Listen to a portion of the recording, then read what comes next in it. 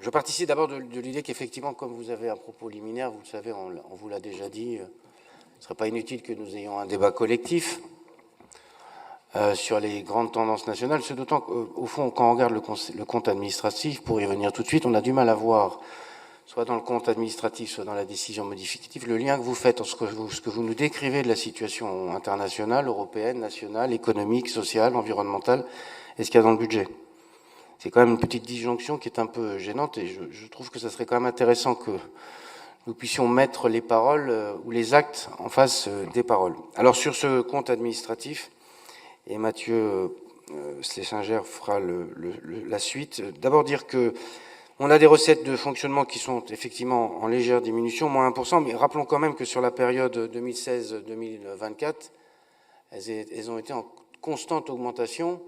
C'est consolidé près de plus de 300 millions d'euros qui ont été en recettes supplémentaires pour la région. Et donc c'est quand même quelque chose qui existe et qui est un capital sur lequel nous devrions pouvoir nous asseoir pour avoir un compte administratif qui ne dégrade pas nos ratios. Et je rappelle aussi d'ailleurs que l'Observatoire des finances locales dit que 489 euros par habitant, c'est les recettes dont nous bénéficions, ce qui nous place comme la région qui bénéficie le plus de recettes au ratio par habitant.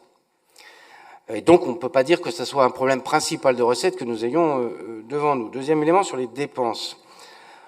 On a un taux d'exécution quand même sur un certain nombre de sujets dont vous nous dites dans vos propos liminaires, dont vous nous dites dans vos documents qui sont extrêmement importants.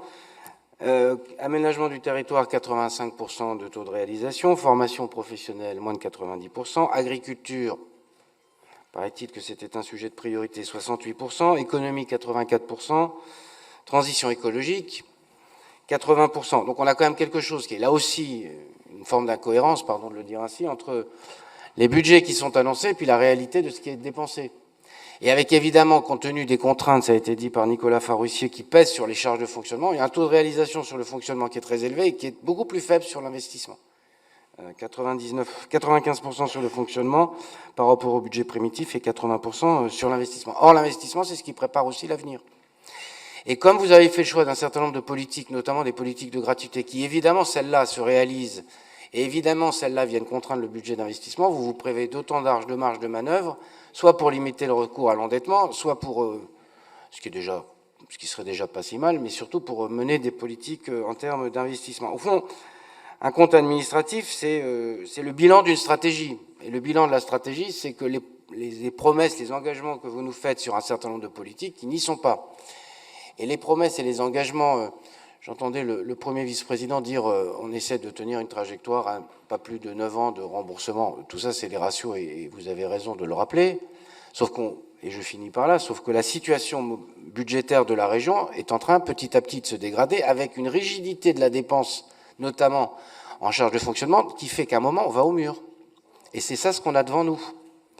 Et donc on ne peut pas à la fois dire ça et constater que l'épargne brute, c'est moins 15% par rapport au CA 2023, l'épargne nette, c'est moins 48% par rapport au CA 2023, que l'autofinancement pour l'investissement passe de 20 à 15%, quand la moyenne des autres régions est à 24%. On a des ratios qui sont en train de se dégrader.